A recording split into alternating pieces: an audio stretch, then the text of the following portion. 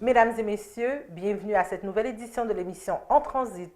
Aujourd'hui à l'émission, comme à l'habitude, nous allons parler culture, savoir, société, sociale, peut-être politique, bien sûr. Aurélie va nous présenter dans sa chronique un auteur que nous savons que nous allons apprécier. On vous parlera de francophonie et bien sûr de très belles autres surprises. Et c'est parti.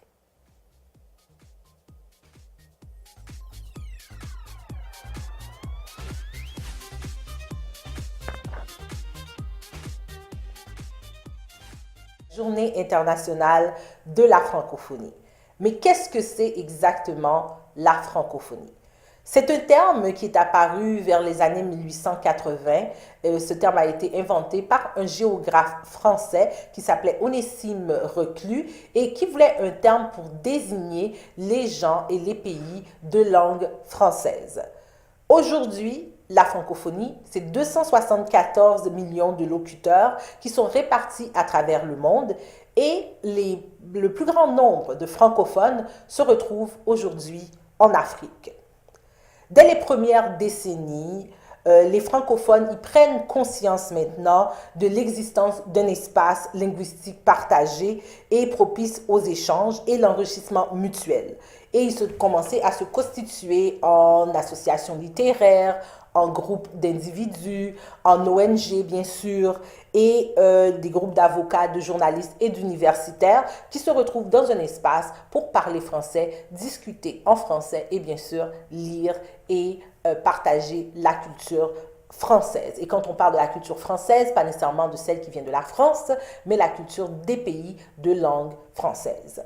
Depuis 1970, et la création de l'Agence de coopération culturelle et technique, qui est aujourd'hui appelée l'OIF, l'Organisation internationale de la francophonie, les francophones peuvent s'appuyer sur un dispositif institutionnel voué à promouvoir la langue française et les relations de coopération entre les 70 États membres et les gouvernements et les observateurs de l'OIF. Comme toute organisation, bien sûr, l'OIF a une mission. Celle-ci est divisée en plusieurs parties, mais il porte une attention très particulière aux jeunes et surtout aux femmes. La mission de la francophonie, c'est promouvoir la langue française et la diversité culturelle et linguistique, promouvoir la paix, la démocratie et les droits de l'homme, appuyer l'éducation, la formation, l'enseignement supérieur et la recherche, développer la coopération internationale et le développement durable.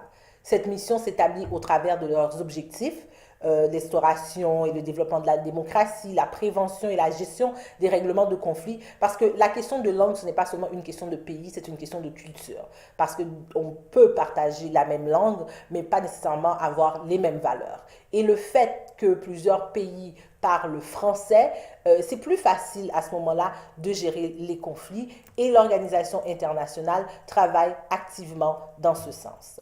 Vous ne le savez peut-être pas, mais ils sont à l'origine aussi de plusieurs prix littéraires, plusieurs prix pour aider les médias dans les coins retirés, à développer les médias, surtout à l'ère que nous sommes en ce moment. Et surtout, la francophonie est derrière le projet de TV5 Monde. Vous avez une fois de temps en temps, bien sûr, admiré les émissions qu'ils présentent et on remarque qu'ils font beaucoup la promotion des journalistes qui sont dans la région et le continent africain. La francophonie, c'est beaucoup de choses. Comme vous le savez, la secrétaire générale de l'Organisation internationale de la francophonie et l'ancienne gouverneure générale du Canada, Madame Michaëlle Jean. Cette année, elle nous a présenté son discours et bien sûr les objectifs pour les prochaines années. On vous laisse l'écouter.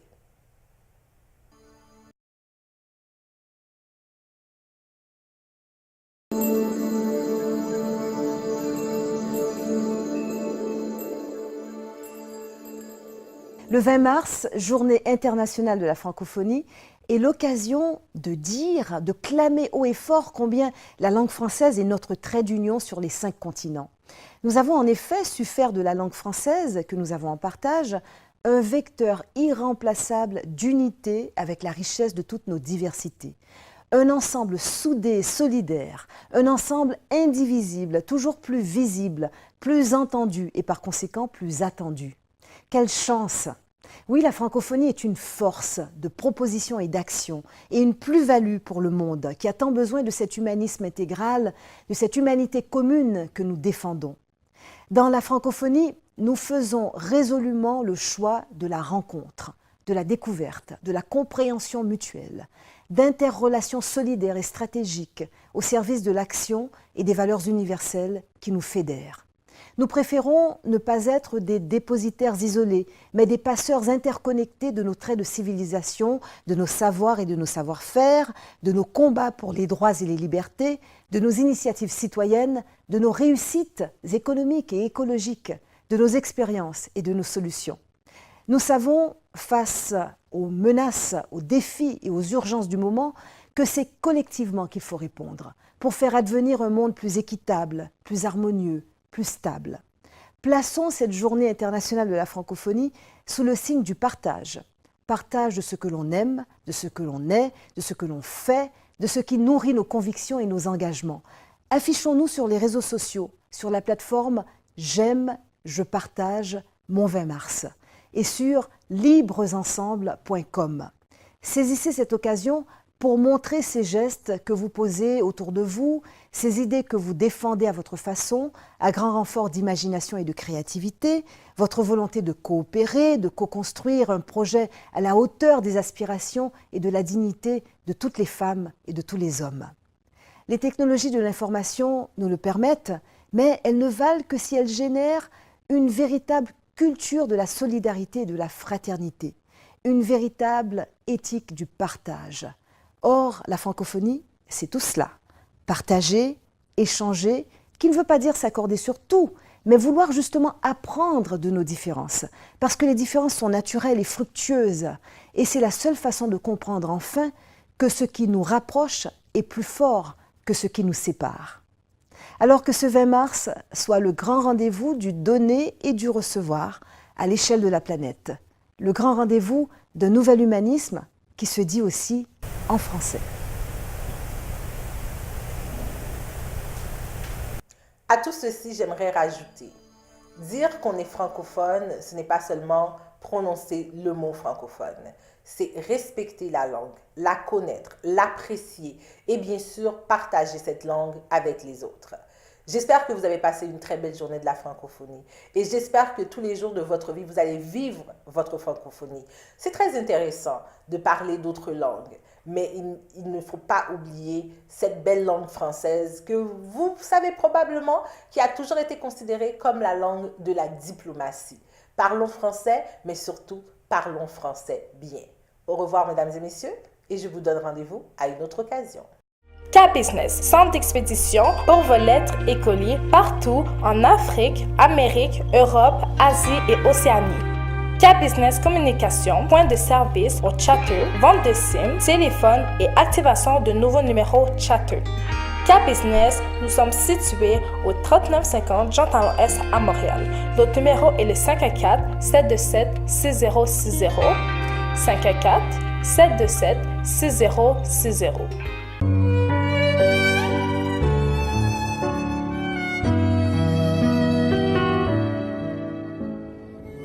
Culture, tradition et société est une émission culturelle traditionnelle animée par Laurette Midi sur la THM, télévision haïtienne de Montréal.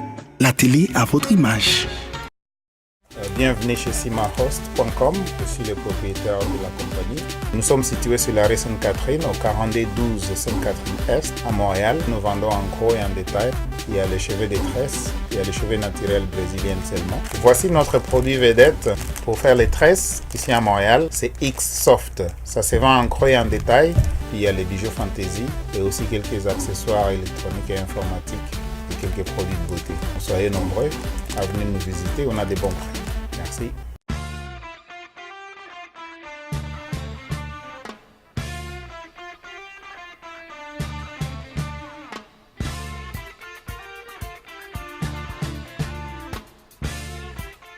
Bonsoir chers téléspectateurs, je suis ravie de vous retrouver pour un nouveau rendez-vous dans ma chronique Culture et Savoir. Alors aujourd'hui je vais vous présenter un écrivain qui nous vient de Djibouti, il s'agit d'Abdourahmane Mouaberi. Alors justement, petit clin d'œil à tous ceux qui nous regardent sur le continent africain, car nous savons que vous êtes nombreux et nous vous en remercions très chaudement. Alors aujourd'hui, je vais vous présenter son roman Aux États-Unis d'Afrique, qui a été publié en 2006. Alors Abdourahmane Mouaberi est né en 1965 à Djibouti. Il est connu justement pour la publication de ses nouvelles, de ses recueils, de ses romans également, dont Le Pays sans ombre, Cahiers nomades et Balbala. Il a fait ses études également, donc ses études de littérature à Dijon en France. Il a mené aussi une carrière journalistique en tant que chroniqueur. Et puis, il a été professeur d'université aux États-Unis, à Washington et en Autriche également. Et puis, il a obtenu aussi le Grand Prix littéraire d'Afrique noire. Alors, dans l'œuvre que je vais vous présenter aux États-Unis d'Afrique, je voudrais vous présenter vraiment quelque chose qui m'a beaucoup marqué et qui va vous saisir sûrement en tant que lecteur. C'est vraiment l'audace littéraire et l'audace stylistique qui caractérise, qui colore vraiment la plume de Mouaberi. Donc vraiment, Mouaberi va proposer de réécrire l'histoire, de la reconfigurer pour inciter justement le lecteur à réfléchir aux mécanismes de pouvoir économique, politique, culturelle aussi, qui façonne le monde, donc depuis le colonialisme jusqu'à la période de mondialisation. Donc c'est très contemporain, donc justement avec tous ces mouvements de mobilité humaine, ces flux culturels, économiques également. Donc vraiment, dès les premières pages, là, vous allez réaliser une plongée immédiate dans l'environnement, dans le monde qui est proposé par Mouaberi. Donc vraiment, on sera immergé en tant que lecteur dans cette brutalité du monde. Mais heureusement, le narrateur sera là pour nous guider, pour baliser un petit peu notre lecture. Parce que moi, en tant que lectrice, vraiment, j'ai été un petit peu désorientée aussi au début. Je comprenais pas trop ce qui se passait. Mais heureusement, le narrateur est là et puis vraiment, il va nous s'adresser à nous, en fait, tout au long de la narration également. Et puis, en fait, ce qui est un petit peu déroutant au début, quand on ouvre les premières pages du roman, c'est que Mouaberi va renverser, en fait, les mécanismes de pouvoir qui pétrissent notre monde. Donc, vraiment, dans ce monde reconfiguré sous la plume de Mouaberi, qu'est-ce qu'on va voir? C'est que l'Afrique rayonne dans le monde. Donc, les États-Unis, donc les pays d'Afrique, en fait, forment la Confédération des États-Unis d'Afrique. Et vraiment, on va voir que les États-Unis d'Afrique, en fait, se constituent un pôle financier, économique, culturel qui brille dans le monde, qui répandent justement leur hégémonie dans le monde aussi. Donc vraiment, l'Afrique sera un pôle d'attraction, un pôle d'influence très important. Et puis, ce qu'on va voir, c'est que l'Afrique va guider le monde, donc va revêtir aussi cette aura-là, cette aura politique, économique, financier, le capital culturel aussi. Et puis, on a des universitaires africains qui seront, en fait, qui vont forger le concept d'africanisation pour forger, pour servir cette idéologie nationale de fierté et aussi, justement, pour forger une hégémonie dans le monde. Alors, je vous ai dit qu'on a un miroir inversé comme ça. Donc, l'africanisation, vous comprenez que c'est un miroir inversé de l'américanisation. Donc, vraiment, si Mouaberi dépeint les États-Unis d'Afrique comme rayonnant dans le monde, au contraire, l'Occident apparaît vraiment ravagé, meurtri par des conflits interlinguistiques, par des instabilités politiques, par la pauvreté aussi. Donc là aussi, on va voir la formation de mouvements de réfugiés, de diaspora aussi. Donc c'est extrêmement contemporain, vous allez le remarquer.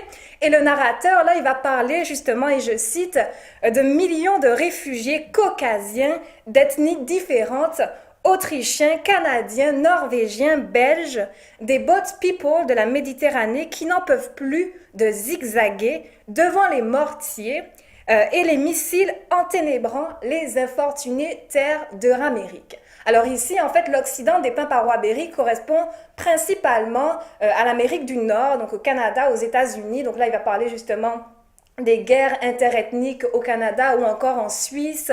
Et puis aussi, l'Occident correspond à l'Europe aussi, donc très important. Et ce qui est intéressant, c'est qu'on va voir justement comment les populations justement de diaspora, de réfugiés qui vont migrer justement aux États-Unis d'Afrique, à ce moment-là, seront complètement marginalisés en Afrique. Donc là, on va voir aussi que l'Afrique voudra fermer ses frontières. Donc je vous dis, c'était écrit en 2006, mais ça recèle vraiment d'une résonance très, très contemporaine. Et puis, ce qui m'a beaucoup plu aussi dans ce roman, je vous ai dit tout à l'heure que quand on ouvre les pages, là, on est vraiment immergé dans la brutalité du monde. Mais ce qui est très intéressant au niveau de la littérature, de l'écriture de Waberi, c'est qu'on va voir qu'il va mettre en place, en fait, le récit central de Maya. Alors, Maya, c'est qui? Maya, c'est une jeune fille, une jeune femme en fait, qui vient de la Normandie, qui a été adoptée par Dr Papa. Donc Dr Papa, c'est un médecin qui vient de l'Érythrée justement, qui réalisait une mission humanitaire en Normandie.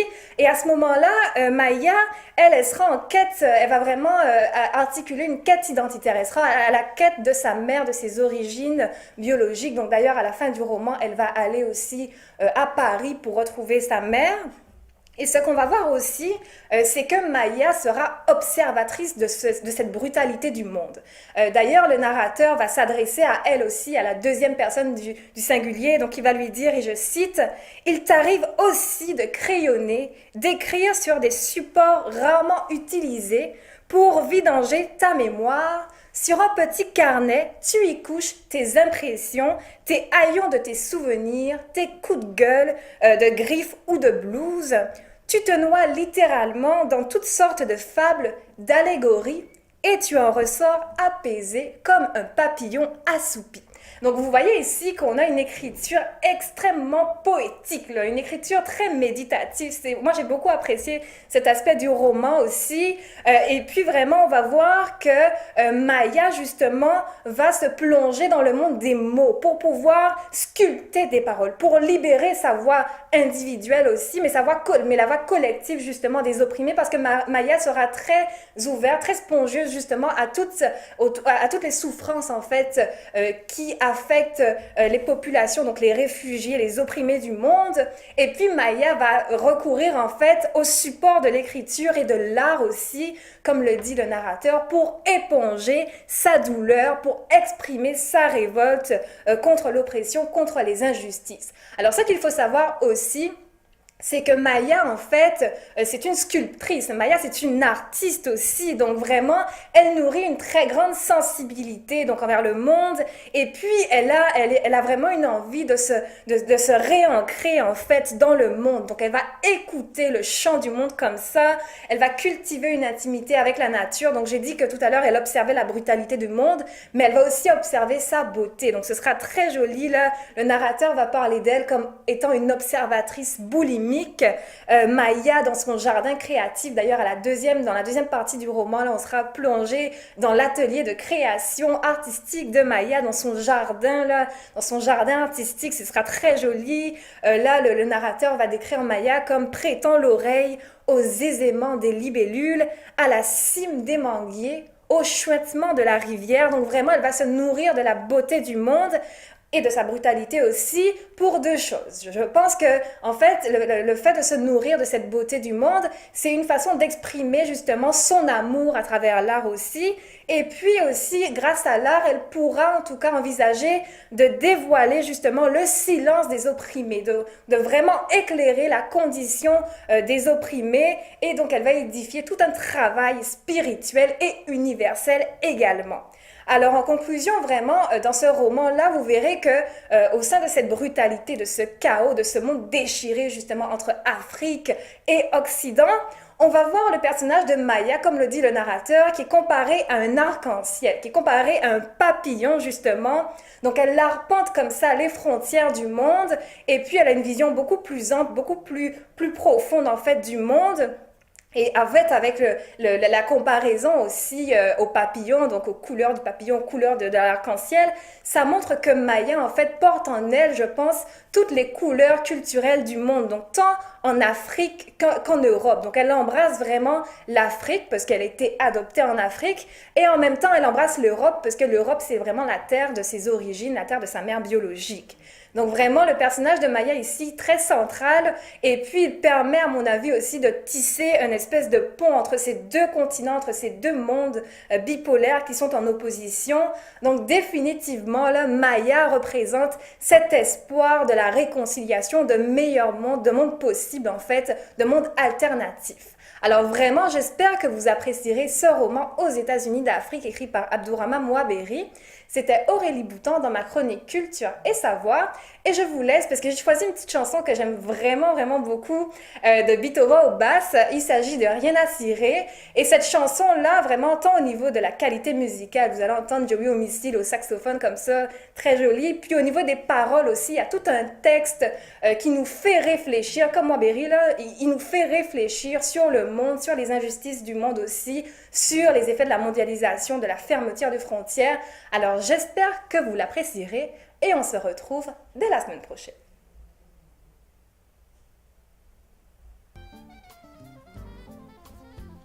Pourquoi tant de haine? Pourtant Israël, Ismaël, même ADN. Monde ségrégué, content ou pas content demain, monde métissé.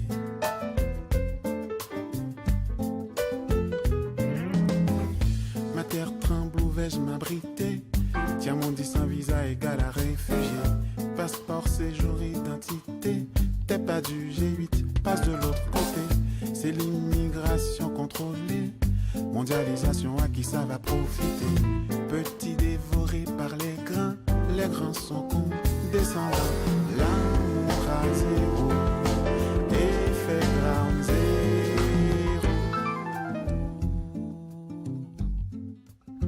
Écoutez ça.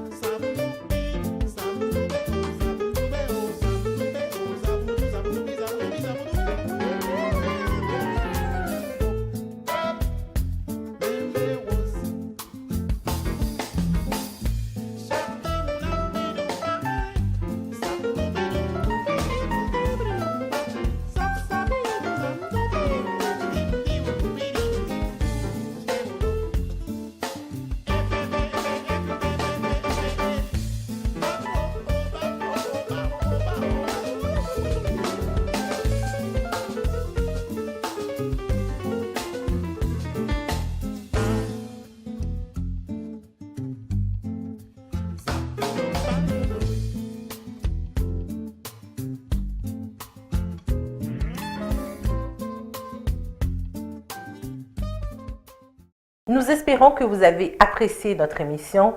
On vous donne rendez-vous bien sûr très bientôt pour une autre émission en transit.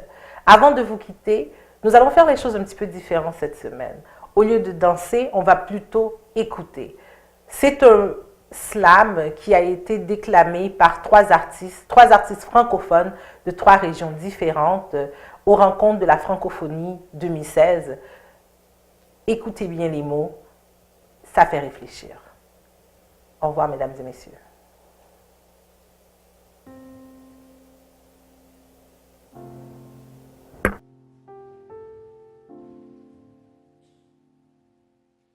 Mesdames et messieurs, méfiez-vous des vagabonds, artistes, réfugiés et autres adeptes des révolutions.